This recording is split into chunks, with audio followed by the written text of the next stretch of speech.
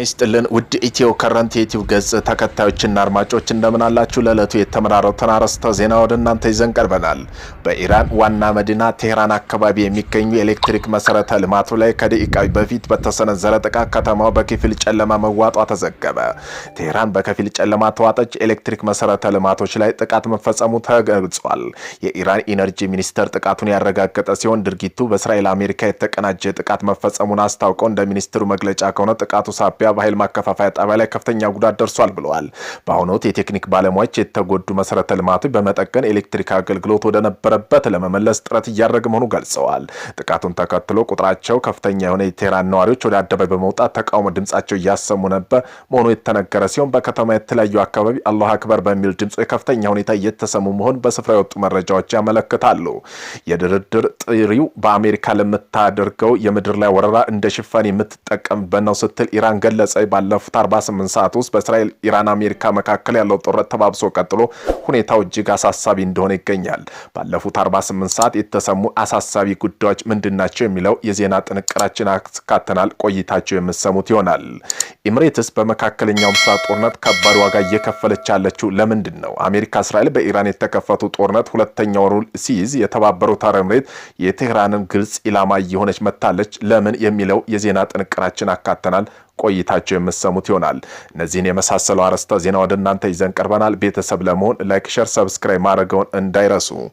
ኢራን ዛሬ በእስራኤል የወሰደች አጸፋ እርምጃ እስካሁኑ ከተመዘገቡ ጥቃቶች እጅግ ጠንካራና ከፍተኛ ውድመት ያስከተለ መሆኑ ተነገረ። እስራኤል በኢራን ፋብሪካ ላይ ለፈጸመችው ጥቃት የተሰጠ ምላሽ መሆኑ ተገልጿል። በኢራን ሚሳኤሎች ኢላማ የተደረጉት የእስራኤል የኬሚካል የብረታ ብረት ፋብሪካ ከባድ ውድመት ደርሷል። በኢራን የበቀል እርምጃ ከጊዜ ወደ ጊዜ እየጠነከረ መምጣቱን በቀጠና ያለው ውጥረት ይበልጥ አባብሶታል። ጥሪው አሜሪካ ለምታቀደውና ለምትሞክረው የምድር ላይ ወረራ እንደ ሽፋን የምትጠቀምበት ነው ስትል ኢራን ገለጸች። ባለፉት 48 ሰዓት የተሰሙት አሳሳቢ ጉዳይ ምንድናቸው? አንደኛ፣ የአሜሪካ ሁቲ ኃይሎች ወደ እስራኤል 2 ጊዜ ባላስቲክ ሚሳኤል ተኩሰው ይህ በጦርነቱ ለመጀመሪያ ጊዜ በቀጥታ የተሳተፉበት አጋጣሚ ሆኗል። እስራኤል ጥቃቱን ማክሸፏን ብትገልጽም የሁቲ ተሳትፎ ቀይ ባህርና ዓለም አቀፍ የንግድ መስመር ለከፍተኛ አደጋ አጋልጠዋል። አሜሪካ በኢራን ውስጥ ለሚደረግ የተወሰነ የምድር ኦፕሬሽን እጅግ እየተዘጋጀች መሆኑ ዋሽንግተን ፖስት አመላክተዋል። እስከ 10,000 የሚጠጉ ወታደሮች ሊሰማሩ እንደሚችል ቢገመትም ፕሬዚዳንት ዶናልድ ትራምፕ እስካሁን የመጨረሻ ትዕዛዝ አልሰጡም። የኢራን ባለስልጣን የአሜሪካ የእግር ጦር ኢራን መሬት ከረገጠው ሬሳቸው በሬሳ ሳጥን ሆኖ ይወጣል በማለት ጠንካራ መልእክት ሰጥተዋል። በሶስተኛ፣ በሊባኖስ ውስጥ ያለው ሁኔታ እጅግ አስከፊ ሆኗል። 700,000 በላይ ሰው የተፈናቀሉ ሲሆን የቤይሩት ዩኒቨርሲቲ ትምህርት ቤቶች በጸጥታ ስጋት ምክንያት ተዘግተው ይገኛሉ። አሜሪካ በሊባኖስ የሚገኙ ዜጎች በአስቸኳይ ሀገሩን ለቀው እንዲወጡ ዳግም አሳስባለች። በአራተኛ፣ ሆርሙዝ ሰርጥ መዘጋቱን ተከትሎ የነዳጅ ዋጋ ከፍተኛ ሁኔታ ጨምሯል። አሁን ወጥ የብሬት ነዳጅ ዋጋ ከ100 እስከ 115 ባለው ዶላር ውስጥ ክልል ውስጥ እንደሚገኝ ይታወቃል። ኢራን በእስራኤል ባህር ሰላጤው ሀገራት የተደጋጋሚ ሚሳኤልና ድሮን ጥቃት ስትፈጽም እስራኤል አሜሪካ ላይ የምትፈጽመው ጥቃት አጠናክራ ቀጥላለች። ኢራንም በሳውዲ አረቢያ የሚገኘው የፕሪንስ ሱልጣን አየር ኃይል ጣቢያ ላይ ኢላማ ያደረገ ጥቃት ፈጽማለች። በድሮንና በሚሳኤል የተሰነዘረ ጥቃት ከ10 እስከ 15 የሚሆኑ የአሜሪካ ወታደሮች የመቁሰል አደጋ ደርሶ በተጨማሪም አሜሪካ የነዳጅ መሙያ አውሮፕላኖች ጉዳት ደርሶባቸዋል ተብሏል። በእስራኤል ቴል አቪቭ አቅራቢያ የሚገኘ የኢንዱስትሪ ቀጠናዎች የኬሚካል ፋብሪካ በሚሳኤል መመታቱ ተነግሯል። በገልፍ ሀገራት ዩናይትድ አረብ ኤሚሬት፣ ባህሪን፣ ኩዌት የሚገኘው ኢላማዎች ላይ ጥቃት ሰንዝራለች። አሜሪካና እስራኤል በኢራን የሚሳኤልና የድሮን ክምችት ላይ ጉዳት ለማድረስ የሚሳኤልና የድሮን ማምረቻ ፋብሪካ ላይ ጥቃት ፈጽሟል። የኢራን አብዮታዊ ዘብ መስሪያ ቤት ዋና ጽህፈት ቤቱ የአየር መከላከያ ስርዓት ጥቃት መፈጸሙን ተገልጿል። ስትራቴጂካዊ ለሆርሙዝ ሰርጥ ቅርብ የሆነው የቫንደር ካሚር የወደብ ከተማ ድብደባ ተፈጽሞበት ተጨማሪ ኒውክሌር ግንኙነት ያላቸው የተባሉ አንዳንድ ተቋማት ላይ ጥቃት መፈጸሙ ተዘግቧል። የኢራን መገናኛ ብዙሃን በቴህራን ከተማ አካባቢ በተፈጸመ የአየር ድብደባ ምክንያት አንዳንድ ከተማ ከፍተኛ ጨለማ ተውጠዋል። በኢራን ዋና ከተማ ስለተፈጸመ የቅርብ ጊዜ ጥቃት በእስራኤል መከላከያም በአሜሪካ ጦር እስካሁን የተሰጠ ምላሽ የለም። የፓኪስታን የውጭ ጉዳይ ሚኒስተር ኢስሐቅ ዳሪ እንደሚቀጥሉት ቀናት አሜሪካ ኢራን መካከል ትርጉም ያለው ንግግር በሀገራቸው አስተናጋጅነት እንዲካሄድ ጥሪ አቅርበዋል። ንግግሩ አሁን ላለው ግጭት ሁሉን አቀፍና ዘላቂ መፍትሄ ለማምጣት ያለመ እንደሆነ ተናግረዋል። የኢራን ፓርላማ አፈ ጉባኤ መሐመድ ባጊር ቃሊፍ የድርድር ጥሪው ለአሜሪካ ለምታቀ የምድር ላይ ወረራ እንደ ሽፋን የምትጠቀምና በማለት አጣጥለውታል። ጠላት በይፋ የድርድር ምልክት እያሳየ በሚስጥር ግን ወረራ እያቀደ ነው ብለዋል። አፈ ጉባኤ የኛ ኃይሎች ማንኛውም የአሜሪካ የምድር ጦር ለመበቀል ዝግጁ ናቸው፣ ምላሻቸው ግልጽ ነው፣ ውርደት በፍጹም አንቀበልም ሲሉ አስጠንቅቀዋል። የተባበሩት አረብ ኤምሬት በመካከለኛው ምስራቅ ጦርነት ከባድ ዋጋ እየከፈለች ያለችው ለምንድን ነው? አሜሪካ እስራኤል በኢራን የተከፈተው ጦርነት ሁለተኛ ወሩን ሲይዝ የተባበሩት አረብ ኤምሬት ግን የቴህራን ግልጽ ኢላማ እየሆነ መጥታለች። በዚህ ጦርነት ኢራን የጥቃቱ አድማሷን እስራኤል ብቻ ከማድረግ ባሻገር ባህር ሰላጤ የትብብር ምክር ቤት አባላት ሀገራት ኢላማ ማድረግ በሺ የሚቆጠሩ ድሮኖችና ሚሳይሎች ተኩሳለች። ይህ ቴህራን በአካባቢ የሚገኝ የአሜሪካ ጦር ሰፈሮች ለመምታት የሰጠችው ዛቻ ወደ ተግባር መለወጡ ያሳያል። እንዲሁም ትኩረቱ የተባበሩት አረብ ኤምሬት ላይ ማነጣጠሯን አቡዳቢ ላይ ያላቸውን ግንኙነት አሁንም ጠንካራ ለሆነ ዋሽንግተን ሆነ ለእስራኤል ጠንካራ መልእክት ያስተላለፈ ነው። ኢራን ግጭቱን በማስፋት በሁለቱም ወገኖች የጦርነት ወጭ ለመጨመርና ባህር ሰላጤው ሀገራት አጋር የሆነችው ዩናይትድ ስቴትስ የተኩስ አቁም ስምምነቱን እንድትቀበል ጫና እንዲያደርጉ ግፊት ለማድረግ ትጥራለች። በምላሹ አቡዳቢ ለቴህራን ባልተለመደ መልኩ ከረር ያለ አነጋገር በመጠቀም ሆርሙዝ ባህር ወሽመጥ ለማስጠበቅ የሚደረግ ጥረት አሜሪካ እንደምትቀላቀል አስፈራርታለች። ይህ ውይይትና መልካም ጉርብትና ቅድሚያ ከሚሰጡት የቀደመ አቀራረብ የተለየ መሆኑ ነው። ኢራን በባህር ሰላጤ የፈጸመችው ጥቃት ምን ያህል ነው? ኢራን በተለይ ጦርነቱ የመጀመሪያ 2 ሳምንታት ውስጥ እስራኤልን ሳይሆን ባህር ሰላጤው ሀገራት ኢላማ አድርጋ ማጥቃቷን የአካባቢው መገናኛ ብዙሃን ዘግቧል።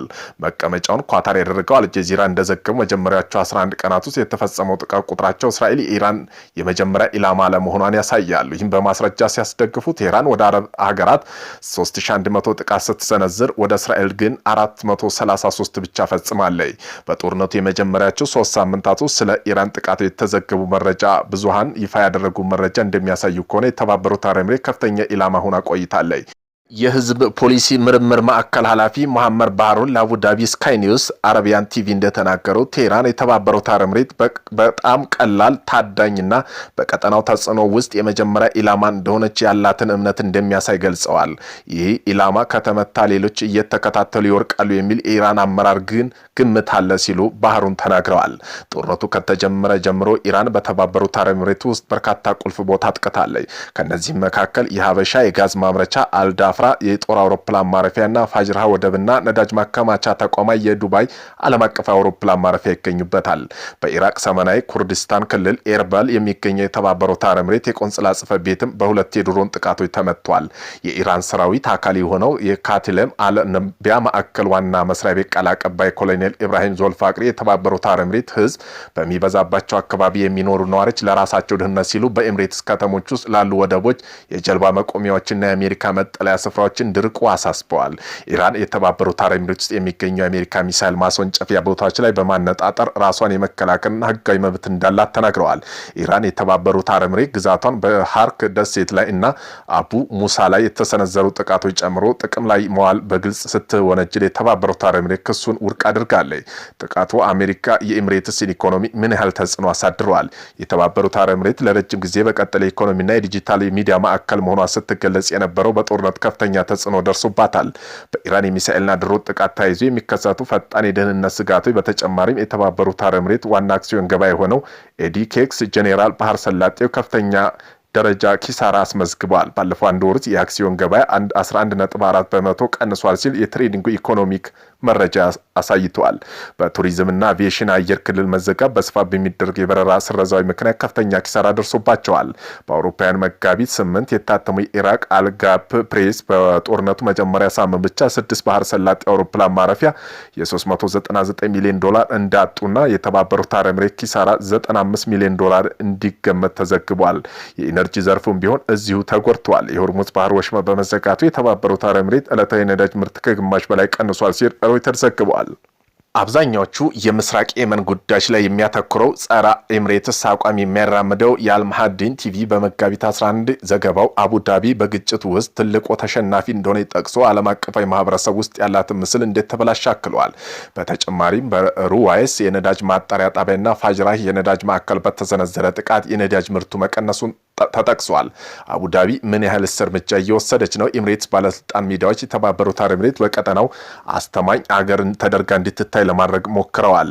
ጦርነቱ ከተጀመረ በኋላ መሐመድ ቢን ሰልማን ዛይድ ለህዝብ ባስተላለፉ መጀመሪያ መልእክት ዜጎች ነዋሪዎች ሁሉም ነገር ደህና ነው በማለት ሀገራቸው የመጡባቸውን ስጋት ለመጋፈጥ ሙሉ በሙሉ ዝግጁ መሆኑን አረጋግጠዋል። በተመሳይም ጠቅላይ አቃቢ ህግ ሐሚድ ዛይልፍ አል ሻሚህ ህዝብ ኢራን ሀገሪቱ ላይ የምትፈጽመው ጥቃቶች ፎቶግራፍ ከማንሳት ከማተምና ሌላ ከማሰራጨት እንዲቆጠቡ አስጠንቅቀዋል። መመሪያው የኢራን ጥቃቶች ውጤት የሚያሳይ እውነተኛ ወይም የተፈበረከ ምስል ያጋሩ በርካታ የውጭ ሀገር ዜጎች ቁጥጥር ስር እንዲውሉ አድርጓል። የተያዙም ሰዎች ቢያንስ ከ1 ዓመት እስከ እስራትና $27200 ቅጣት እንደሚያስቀጣ ክስ ይጠበቅባቸዋል ብለዋል። በኤምሬትስና ኢራን ግንኙነት ምን ያህል ተጽዕኖ ያሳድራል? አቡዳቢ ቴህራን መቀራረብ ማሳየት የጀመረው በ2021 ነበር። በቴህራንና ሳውዲ አረቢያ መካከል መደበኛ ዲፕሎማሲ ግንኙነት ወደ ነበረበት ለመመለስ ቻይና ያደረጉት ጥረት ተከትሎ ከፍተኛ ለውጥ አሳይቷል።